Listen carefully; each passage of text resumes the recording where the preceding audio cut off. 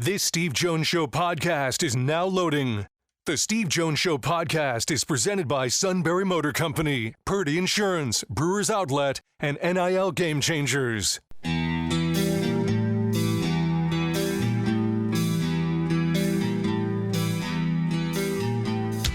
Bringing you an in-depth look at Penn State sports and more. This is the Steve Jones Show on News Radio 1070 WKOK.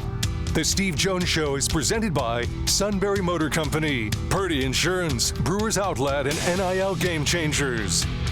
Now from the Sunbury Motors Studio, here's Steve Jones. This half hour brought to you by NIL Game Changers, the ultimate destination for name, image, and likeness opportunities for both athletes and businesses.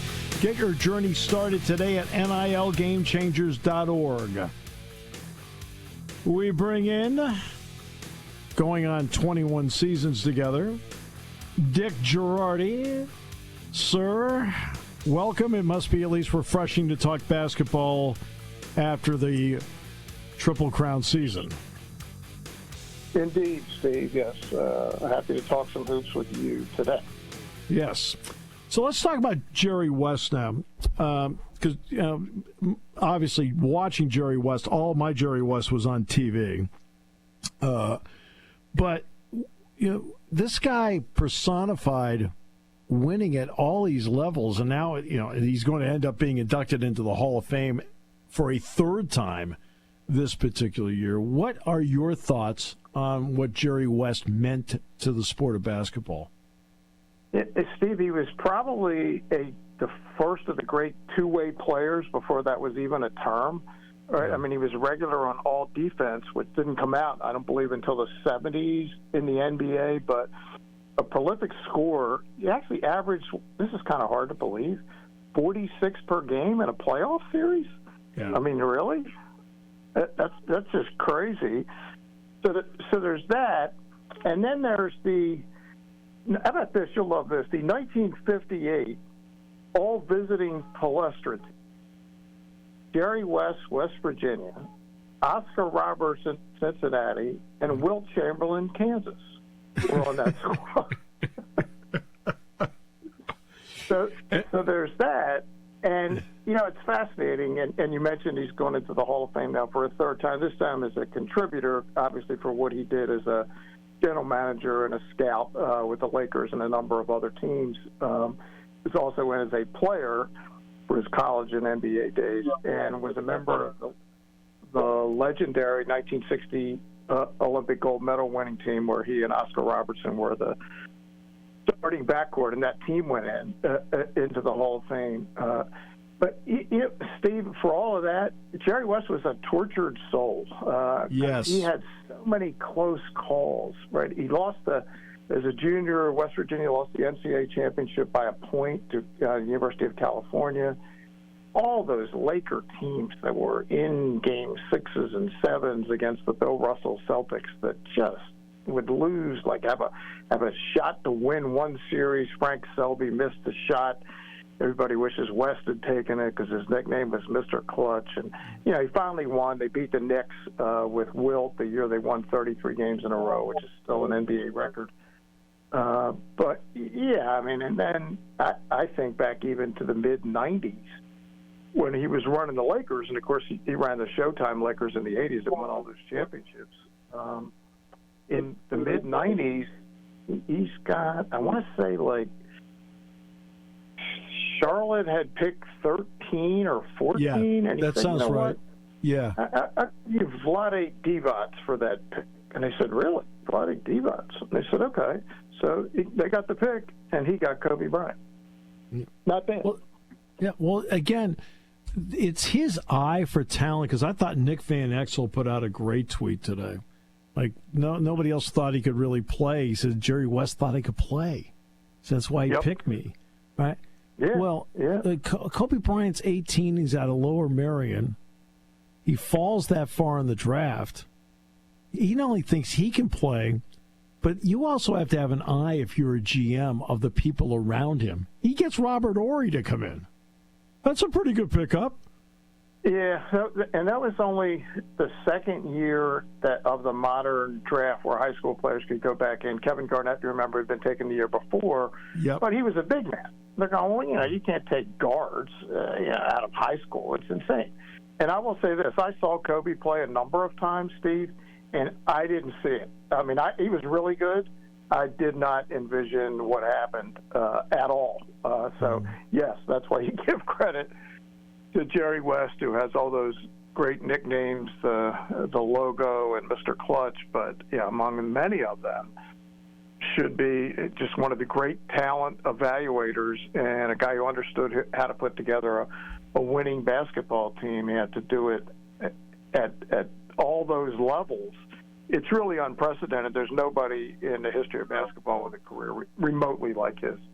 Well, in fact, to back up what Dick says, I mean, like the first 2 years that Kobe Bryant played in the NBA, he was okay to good.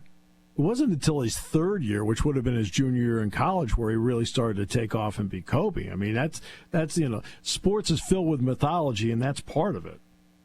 Yeah, and I think what Jerry West saw was the incredible will to be great, which Kobe had in high school. But as you said, he's 18 going into the NBA against men, and he didn't know, and nor should he have known, how to do certain things. And over time, he figured it out, and then obviously went on to be one of the greats of his generation, one of the greats of all time. So, yeah, and I don't know that Jerry West saw all that, but he saw enough that he was willing to give up an all-star player for a young kid out of a high school, frankly, that plays in a not a great league. In fact, I saw him play against Roman Catholic. I want to say it was his junior or senior year at Drexel. They got run off the floor. I mean, they weren't good enough to compete with the very best high school teams. They did win a state title, but that's PIAA. That's not playing against the Philadelphia Catholic League, which those teams were not able to play in the state tournaments back then. Credit to obviously credit to Kobe more than anybody because he had to put in the work to do it, but somebody had to see it. And that was people were questioning him, like, what are you doing?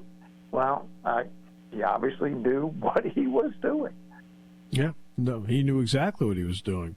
As a player, he's at West Virginia. You mentioned they go to the title game. Cal beat him by 1. He and Robertson are the co-captains of the 60 Olympic team. They get a gold medal in Rome. All right. But then when he goes to the Lakers, he's got Elgin Baylor initially. Then they eventually acquire Wilt Chamberlain. What was it about him where he adapted to people around him to play the game? Because you never heard about any problem between Jerry West and, quote, the other stars on the team. No, you really didn't, Steve. And I don't think I ever saw him play in person. It's possible I saw him play at the old Baltimore Civic Center against the Bullets, but when he was on the Lakers, I don't have any memory of having done that. Obviously, I saw him on TV like you did. I just think he was a guy. He didn't demand the ball. He wasn't that kind of guy. He was in the NBA. He would have been more like a shooting guard. In college, he was more what we would call today a small forward. But a great rebounder, and I said a great defender, and I think he could just adapt to whatever the situation was. And like you said, you're talking about two of the all-time greats that were his teammates. First, Elgin Baylor for the bulk of West's career, and then Wilt nearer the end. And then that team that actually won the 33 in a row and finally won the title, Baylor retired right before the long winning streak. He wasn't on that team. Right. So West and Chamberlain were the stars of that team, and I think the 33 in a row. The Heat team came. What did they get? To 27? A few years ago? 27. Yep. Yeah, they got close, but I mean, and if you think about it, in the era when they did it, that's pre-charters. That's when there would be a game in City A one night and City B the next night, and you would get up at 5 in the morning and get on a commercial flight, fly in and play. So that much harder to win. It isn't like now where you're flying in on a charter and staying in a 5-star hotel. Yeah. So, 33 in a row in that era of the NBA is pretty astonishing. And I think correct me if I'm wrong about this, I think it was a Sunday game on ABC with Kareem Abdul-Jabbar and the Bucks that finally snapped the 33-game winning streak. That sounds right. Yeah, I think I remember reading or knowing something about that, but I don't remember. I might have watched it, but I don't remember that part. I remember watching. Right. Yeah, I remember watching the game. Okay. It was like, but I mean, again, that's just, who knows? I mean, it's 72, whatever it was. Well, it had to be the 71-72 season. So 52 years ago? Yeah, 52 years ago. And they beat the Knicks. They didn't beat the Celtics for the title. They beat the Knicks in 5 games. Right. And I'll get to the Knicks here in a second, because Don Nelson hit a shot in the Forum to then rip their heart out in 69 from the corner. And it bounced over the backboard and then came down and went into total brick. Yeah. It's the cell. It wasn't Havlicek or Russell or Sam Jones. It was Don Nelson. But then in 70, they get the Knicks. We got it. Game 7. Yep. And, of course, the magic of Willis comes out. Right? Willis Reed comes out, scores the first bucket, place goes crazy, scores the second bucket, place goes crazy, never scores again, and everybody forgets that Clyde Frazier had 36. Yeah, they forget that he was the dominant player. And by that time, West had been in the league for over 10 years. He was probably 33 or 34. He wasn't the same player. I mean, he's still very good, but, he wasn't the player he was early in his career. Because if you think about it, Steve, guys in their early 30s back then, their careers were done because they don't have what athletes have today. Like LeBron James could not have happened back then because there just isn't the kind of medical not advice, devices they can use. It just wasn't happening. There's like 14 years, which I believe is what West played, was a long time to play in that era of the NBA, a really long time. And not only that, but I mean, John Havlicek, who would be a couple years behind him, but just a couple. I mean, he had to sell insurance in the offseason during the 60s. Exactly. I mean, Nobody was making big money at all back then. Yeah, there were no $50 million a year contracts. Hell, the people kind of listening to this are going, that didn't happen. But the NBA playoffs were up on tape delay. The final. Oh, goodness, yeah. What? Yeah, exactly. I mean, Sunday maybe you could watch a live game. Okay. Right. Yeah. I'll do that. It was correctly. Different time, man. Completely different time. Ask yourself why Will Chamberlain's 100 points happen to be against the Knicks and Hershey. Exactly. Yeah, I actually saw some games in Baltimore where they had double headers, where they would bring in 2 other teams to play before the Bullets would play whoever they were playing, just to try to draw fans.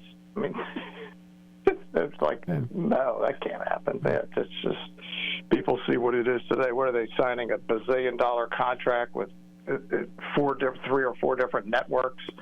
And guys like Jerry West are the guys that laid the groundwork for all this. Exactly. And by all accounts, was still active. He worked for the Clippers up until the end. Was still involved in every imaginable way. Yeah. No, and 8 NBA titles, in fact, as an executive along the way. Yeah, exactly. I have to ask you about Danny Hurley. He makes the choice, like Mike Krzyzewski's decided to stay at Duke. Initially, Billy Donovan was staying at Florida. He stays at UConn. What was your thought on the pursuit of him and what he ended up deciding? I wasn't surprised that it ended that way. He had nothing to lose by going to talk to the Lakers. Maybe they could have made him an offer he couldn't refuse, or that really is what he wants to do someday. Yeah. But clearly, whatever the offer was, he thought, hey, you know what? I have it really good. Why don't I just stay where I am? I'm a Northeast guy. I don't know what factor his family would have been or not been, but as you know, he's a Jersey City guy. Like, Connecticut is far away for him from Jersey City. Yes, it is. So, I think that was, my guess is that was part of it.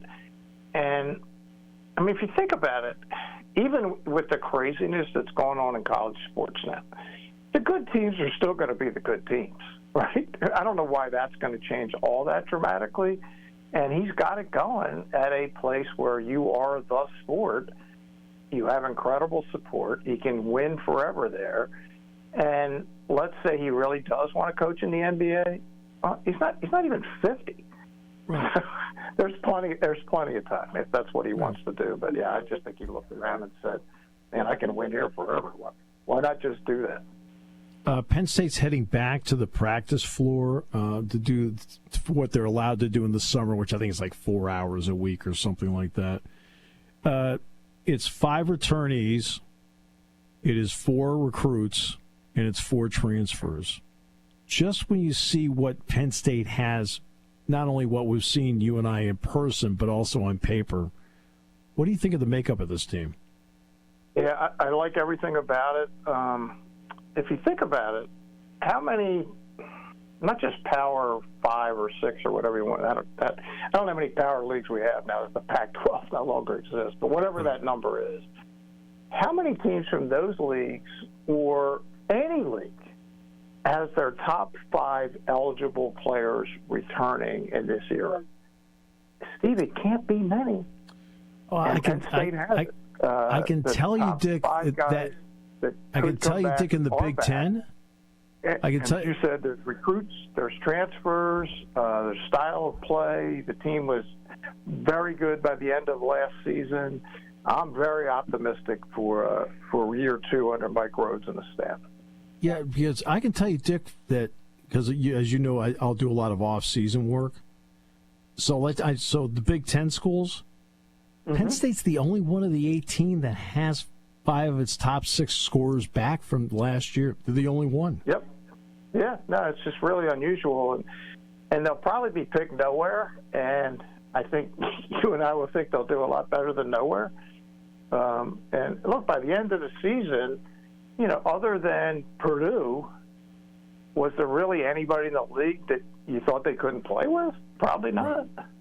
Right. So, yeah, and Purdue ended up playing in the national championship game. So, yeah, I think it's – and the fact that they were able to do what they did with essentially an entirely new roster built on the fly last year, and now they've actually had time for the key guys to come back, and the new guys, and yeah, until we see them, I mean, I know one of them, but until we see the rest of them, you don't know for sure, but the great likelihood is that there's going to be a lot more talent in that group than there was in the group that's no longer there.